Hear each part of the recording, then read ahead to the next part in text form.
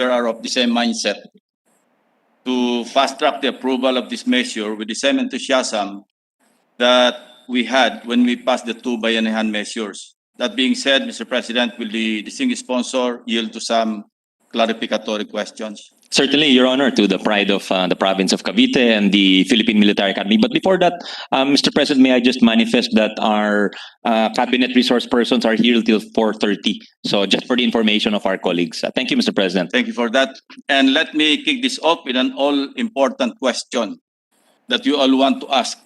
Where are the vaccines, Mr. President? I think we have to close the agreements for several supply agreements, Your Honor. And as we were told last time, their term or the offer sheets expire by this month. So kailangan pirmahan yon by the end of the month. But we are expecting, I think yung Sinovac is expected this month or March, early March, Your Honor.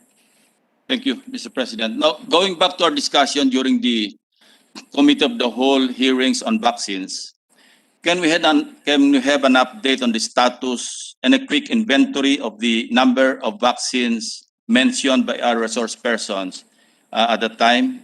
If I may recall correctly, Mr. President, the following were discussed. Number one, AstraZeneca, 17 million, of which 4.5 million would be allocated to the LGUs. The private sector offered to donate 50% to the national government. What is the status of this, Mr. President? Quantities. Your Honor, we are expecting the following vaccines to arrive in 2021.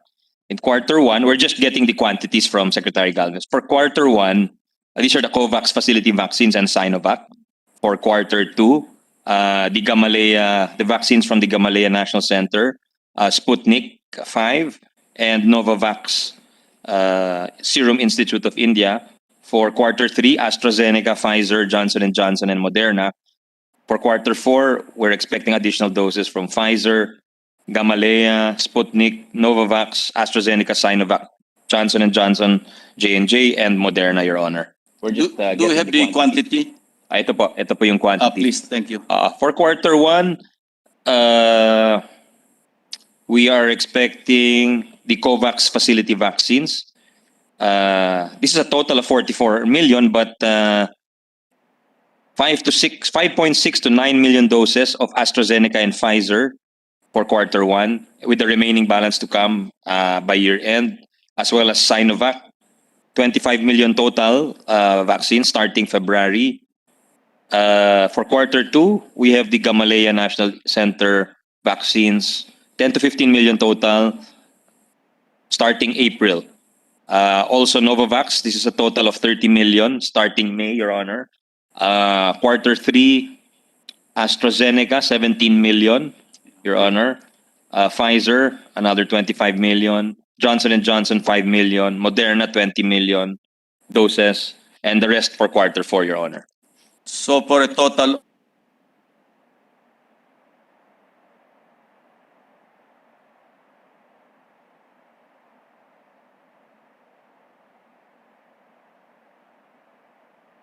among the different brands, Mr. President?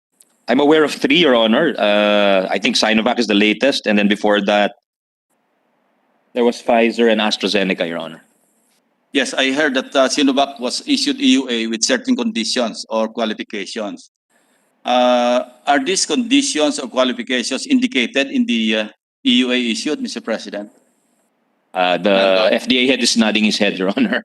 So, yeah, I'm tempted to say this, Mr. President. For lack of a better analogy, it is like a chef who refuses to eat the food that he just cooked because it is not good, but which he serves to his customers. Is that a more or less accurate analogy, Mr. President?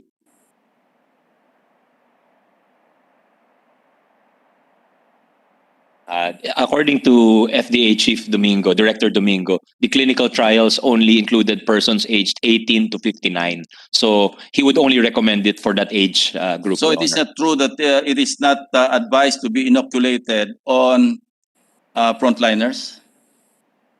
That's what we heard from the press release, Mr. President. Yeah, he doesn't recommend it for the doctors and health frontliners, Ay, Your yun Honor, na nga ang because problema. sa clinical trial, 50% efficacy lang daw ho siya. Yun na nga ang problema, Mr. President. How could a vaccinator convince the one that he is about to inoculate kung siya mismo ay magpabakuna nung i-inject, i-vaccinate niya, Mr. Yes, Your Honor, he would not convince Senator Gatchalian, who said he will only get married after getting vaccinated, Mr. Okay. President. Okay.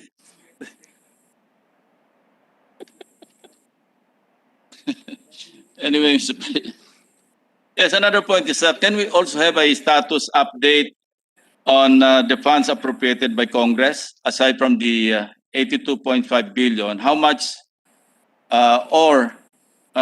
including the 82.5 billion that Congress has given authority to spend, by way of the GAA, how much have we borrowed for vaccines? And how much have we disbursed? We'll ask our DOF resource person, Mr. President, because we were told last week that aside from the money we appropriated in the 2021 General Appropriations Act, there is also a loan window under the ODA facility with World Bank and ADB. So we'd like to get the figures While on waiting for the DOF, Yeah. Mr. President, my understanding is that the 82.5, including the 10 billion sa Bayanihan, is an authority to spend. Yes. And it doesn't necessarily mean that we have the cash. Yes. So, is it correct to say that wag na natin paghiwalayin yung loan because loan is part of the authorization? That's the reason why it is under the unprogrammed appropriations, because there's no money yet to spend on vaccines.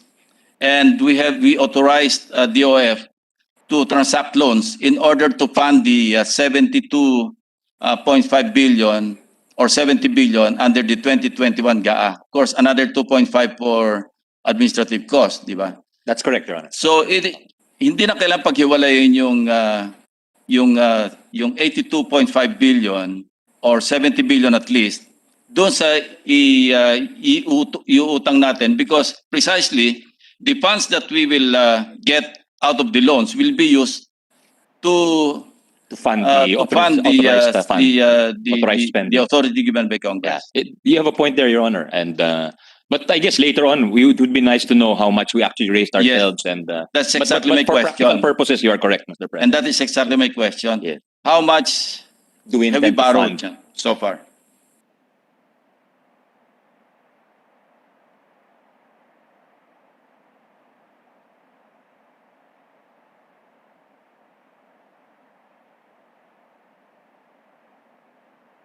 Over the 7, 1.2. SD for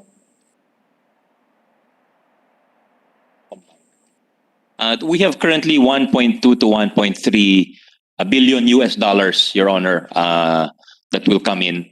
And this is sourced from various multilateral lenders, Your Honor, ADB, World Bank, etc. And that's That will fund the 70 billion item we appropriated in the GAA, Your Honor. and that would be how much in pesos and centavos? At Times 48 pesos. 48, yeah.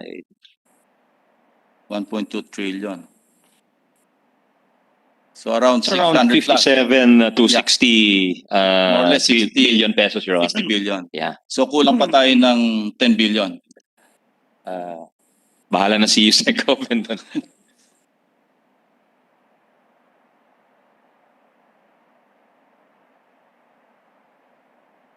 Yes, if we wish to, we'll have to source that, Your Yes, Honor. and we're confident that we'll be able to raise the money to buy the vaccines. Yes, Your Honor. Thank you. Thank you, Mr. President. Now, as a point of information, with respect to the title of the measure, an act expediting the procurement and administration of vaccines. I came across a Straits Times news article dated February 16, 2021. It says, last February 9, President Widodo of Indonesia ordered to make coronavirus vaccination for citizens compulsory and is set to allow the private sector to help inoculate the population to reach herd immunity faster. Now, never mind the first part, Mr. President, because I believe, it is my opinion, that we are more democratic than Indonesia, and under Philippine setting, medyo mahirap gawin yung compulsory vaccination. Magagalit si Senator Pimentel, Sir President. Yes. That's why I was looking at him as I stated that portion. But the second part is it sounds interesting, Mr. President. No? Thus, my question is, why can we not consider allowing the private sector and even the LGUs to just go ahead in procuring and administering their vaccines in close coordination and under supervision of the DOH and TF, just like the health protocols that we are having now. Di ba, merong some degree of autonomy or flexibility on the part of the LGUs. Now, I believe that national government should treat the private sector as partners rather than competitors by or through overregulation. If we can just go ahead, allow the private sector to just go ahead, procure vaccines and go ahead, administer your vaccines as far as your employees are concerned, then I think it would accelerate further the rollout and the accomplishment of our vaccination program. Don't you think so, Mr. President? Yes, philosophically, I would agree with you, Mr. President, given the limitations also of our national government. I think there were concerns expressed by a group of doctors in our only hearing on this bill last Thursday, Your Honor, where they expressed that perhaps if we allow the free for all, where both local governments and the private companies could procure their own vaccines, there would be concerns about supply, number one, and secondly about equity, Your Honor. Baka mauna daw yung sa equity, baka mauna yung mga may kaya at maiiwan naman ho yung mga poorer sectors and poorer LGUs. That was one concern. And the second was the supply, Your Honor. Given the scarce supply on the market, baka it might change the equation when it comes to the national government. It might change the bargaining position of the national government when it comes to discussing terms with the vaccine manufacturers, Your Honor. But whether it's private sector or public sector, yung target population is the same, hindi ba? Yes, Your Honor. Yes. So why would we restrict the private sector from procuring and administering their own vaccines? Kasi yung gain ng private sector will also be the gain of the administration and the entire country, at least in the eyes of the international community. Not to mention that it will accomplish what the national government is so far not accomplishing, Mr. President. So probably at the proper time, subject to certain conditions that the national government or the resource persons may agree with, baka pwede nating lagyan ng konting kulatilya along this line. Because if Indonesia can do it, why can't we? Because the Straits Times news article mentions that Indonesia is set to allow private sector to procure and administer their own. It would allow private vaccinations actually. So baka naman pwedeng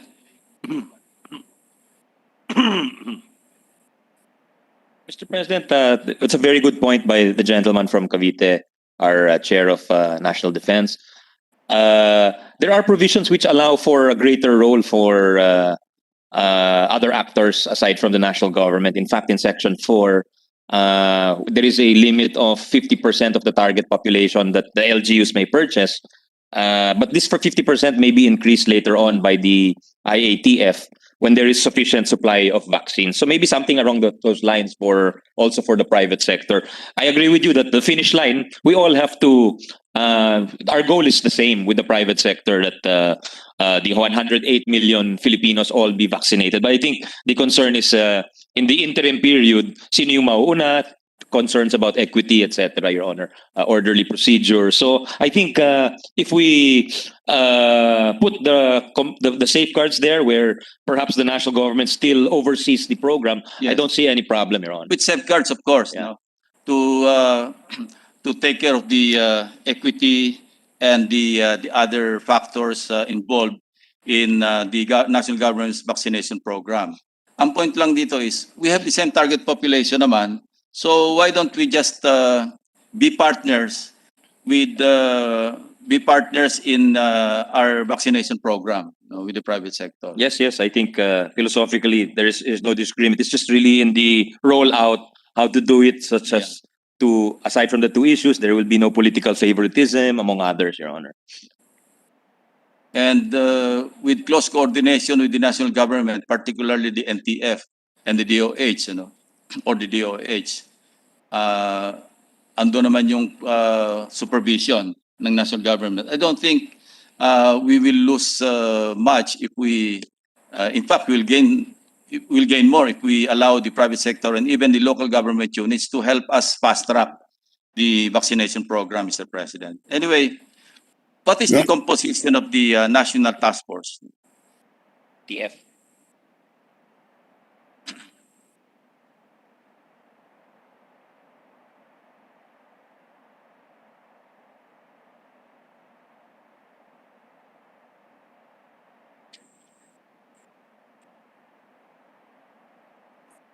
Chair of the NTF is Secretary Lorenzana, Your Honor, of the DND.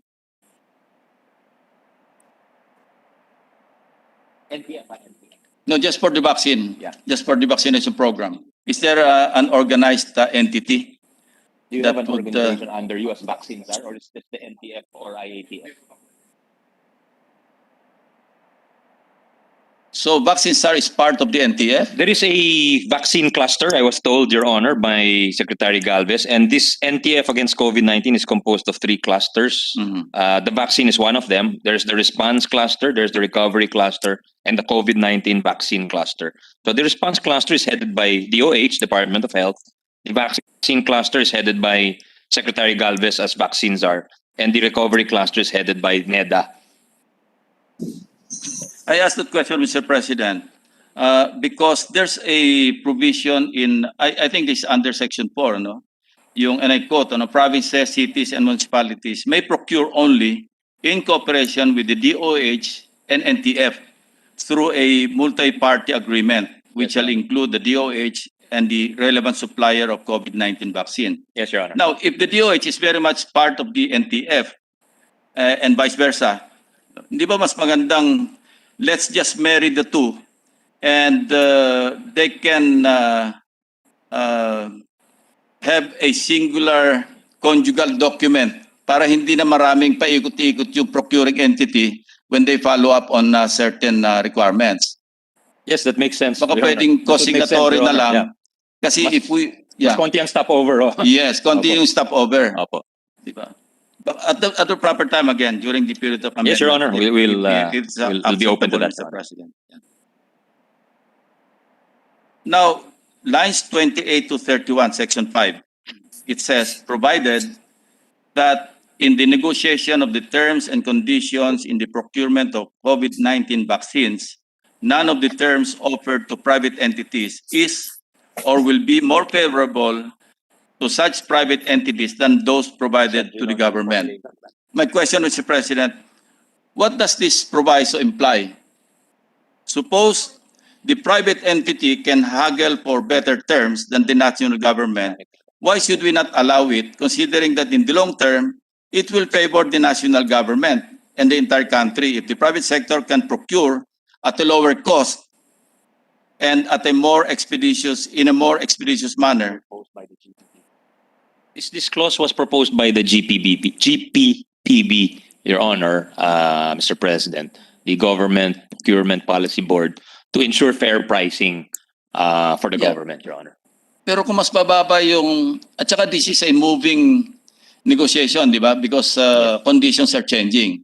Kasi hanggang June 2022 itong pinapasang batas. And if yung private sector, and this is a safe assumption, that the private sector can haggle for better terms and even at lower cost. So why would government prevent private sector from negotiating for better terms at kailangang hindi pwedeng mas maganda kaysa sa terms ng government? Parang hindi ko makuha yung... Yes, Your Honor. I see you where you're driving, what you're driving at, Mr. President. In fact, you're saying over time, the vaccine could become cheaper, and then we're tied to that limitation. So maybe perhaps we could craft an amendment to that effect, that if there is a change in circumstances and the supply changes and prices change, and perhaps the IATF or anybody could allow the private sector to purchase on more favorable terms, especially since especially if the whole world is already purchasing on more favorable terms, Your Honor. Yes, and as long as there is no impediment pagdating sa procurement law, legal impediment, I think we should consider also the role of the private sector, Mr. President. Yes, that's a good point, Your Honor. Now, the next question is yung sa 500 million indemnity fund. Mr. Would President, sufficient I think the minority leader, Mr. President, raising his hand. just on the With the point permission of the gentleman, yes, Senator Rilon.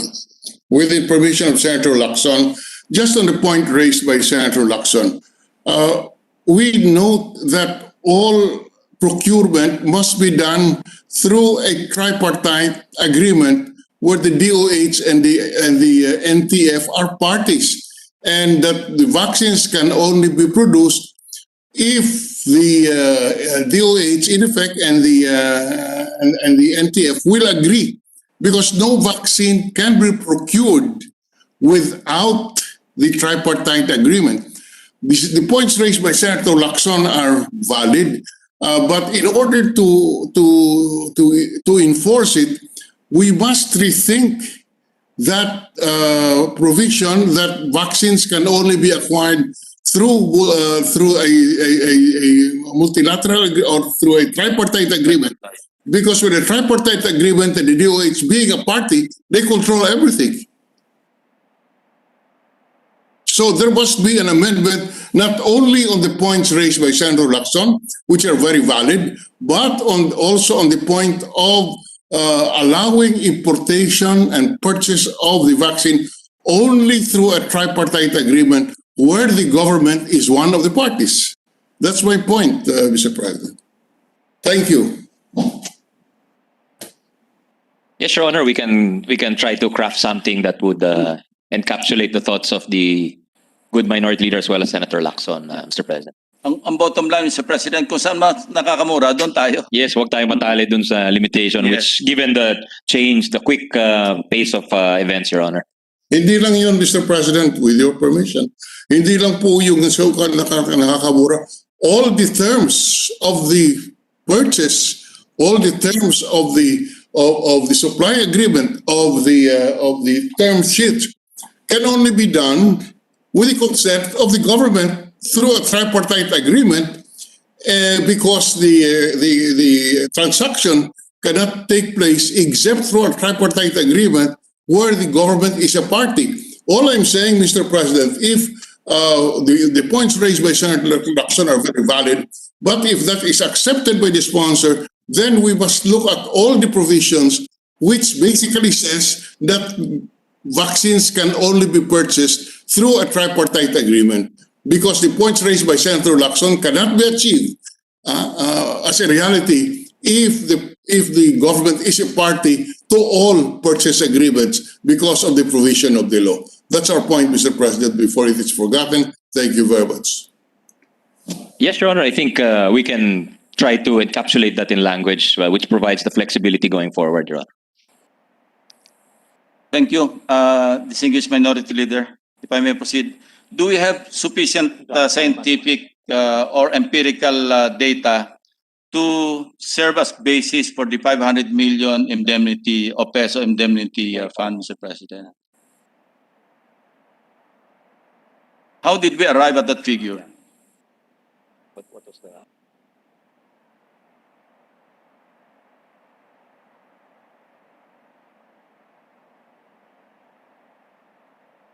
There is no real basis, Your Honor. It's just an estimate of what we think would be sufficient to achieve many purposes, such as allay the fears of the manufacturers. The 500 million is on top of whatever the PhilHealth corporate budget will be able to provide. But if you're talking about 6 vaccines with only predicted efficacy, with the experts telling us that efficacy is not quite the same as effectiveness in the real world, to add to our confusion, then it is really difficult to predict with any accuracy, given the short period for clinical trials, given the short period of time where we've studied the vaccines as well as its mutating nature, Your Honor. So talagang wala po kung tutusin yung 500 million. Kumbaga, nag-estimate lang tayo ng amount na maaaring magbigay ng confidence to the parties to the supply agreements. It is my submission, Mr. President, that there must be a basis because we're looking at 500 million pesos or peso funding. So at least meron tayong pinagbabasihan, empirical data, like the rate of adverse effects from other jurisdictions that have already gone ahead with their vaccination program. I was told by DOH that the rate of adverse I was told by the DOH much earlier that the rate of adverse effect ng mga vaccines is at 0.00005. 3 zeros, Your Honor. 5 zeros. 3 zeros.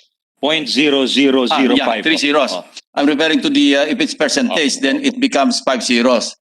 Ah, okay. So if it's 0.0005, Yes. if you convert it to decimal, then it's 0.000005. So if we are targeting 70 million population, 0.0005% would be 350 persons, Mr. President. Just 350. Around 370, sabi ni Yusek Hoven. O sige, Your Honor. sabihin na natin 370. Oh. So kung 370 persons, and I looked at the standard health insurance cover for 2021. It says that the maximum amount is 700,000 pesos.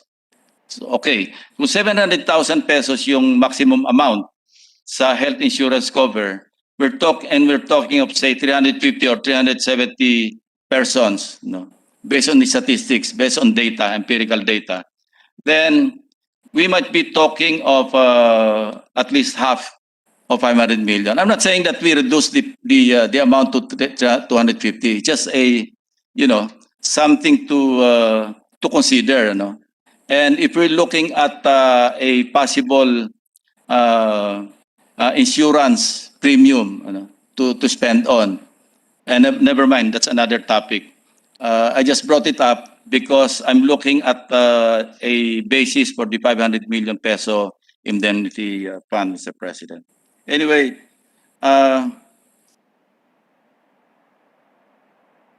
yung vaccine passport, Mr. President,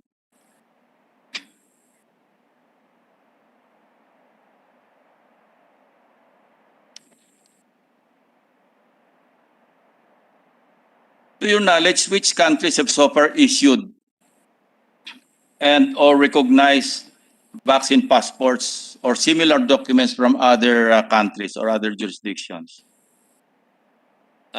For issuance, Your Honor, I remember sharing it with the body last week.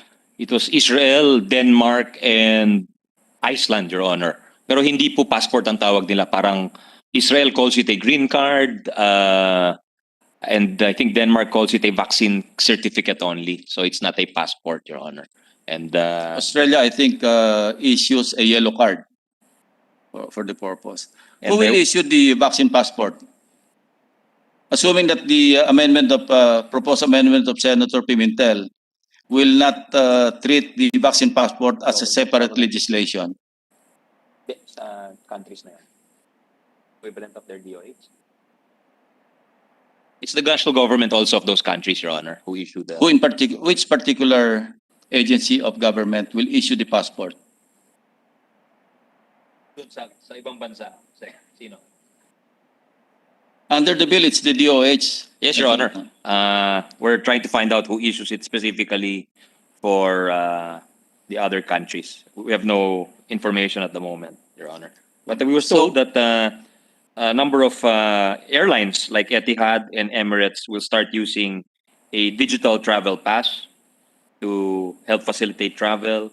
And there is something called the Vaccination Credential Initiative, where groups are getting together to produce a internationally accepted digital health card to store information on COVID-19.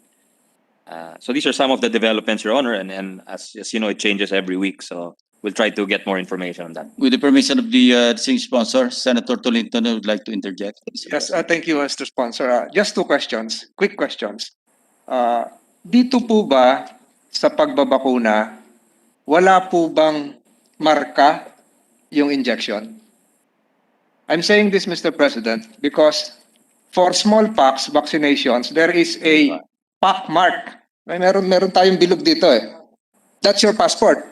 Pag nabakunahan ka ng smallpox, may marka ka na bilog. Papakita mo lang yon, ibig sabihin bakunado ka na. Nabakunahan po ako ng yellow fever noon sa likod ng Manila Hotel, walang marka. Is there going to be a mark after vaccination? The doctors behind me are shaking their head, Your Honor. So wala. Wala po. So wala. Kaya yun po ang dahilan, kaya kailangan ng vaccine passport. My second question, my last question, I promised. Is there a danger, will there always be a danger that the vaccine passport will be used as another requirement? For instance, if you're going to apply for a job, if you're going to enter college, is there going to be a possibility that this might be a form of discrimination again?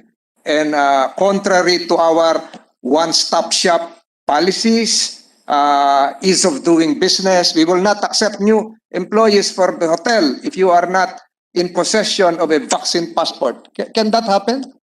Yes. Your Honor, you think about it, let's turn the question on its head. If we have employees and we require them to be vaccinated or we require them to get tests, there doesn't seem to be any issue because they are employees. And it seems to be a valid exercise of our right as given as an employer. So I think, but being that as it may, I think you and Senator Pimentel expressed your reservations on the vaccine passport. That's why the committee, in coordination with the authors of the vaccine passport bills, and I think it's Senator Poe, Senator Cayetano, Senator Revilla, as well as with Senator Joel, their offices have come together to craft a compromise where it is no longer a passport. So to mitigate the seeming mandatoriness of it and to make it a vaccine card, purely an informational instrument, Your Honor, to facilitate certain transactions and to facilitate the daily life, Your Honor. All the transactions that we do on a daily basis. And also removed was the reference to the provision of benefits and incentives for those who may have the card, which would imply that there would be no benefits or there would be disincentives for those without the card. So that was removed, Your Honor. And we'll be happy to show you a copy of that. And it seems that Senator Pimentel is also already happy with that new formulation, Your Honor. Thank you, Your Honor. And finally, my point 5 question. Since the concept is, it is not going to be compulsory, the notion of having a mark which is outside your body, the passport, is also not mandatory. And as propounded by my kababayan from Cavite, is there a possibility of having the vaccine passport decentralized, LGU-based, LGU-issued? I think, yes, they are nodding that we can do it in coordination. The government can work together to issue this, Your Honor. Thank you to the good sponsor. Thank you to Senator Lacson. Nothing further, Mr. President. Yeah, thank you. To My last two questions, Mr. Senator President. Tolentino. Will the vaccine passport or any certificate for that matter be issued after the 2 shots have been administered or immediately after the 2 shots have been administered? Once you're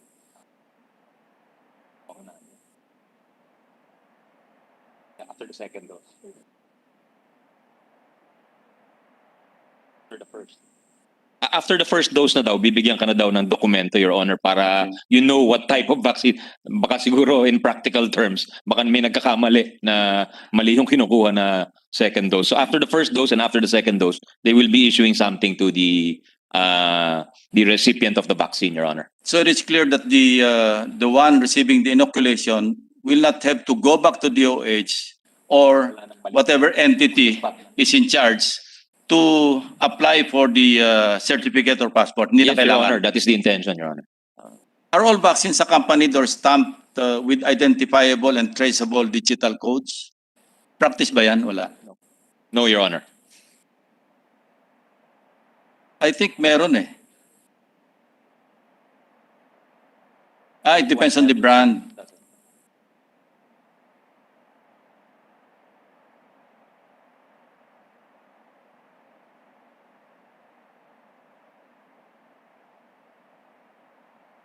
Like a digital code, di ba? DJ.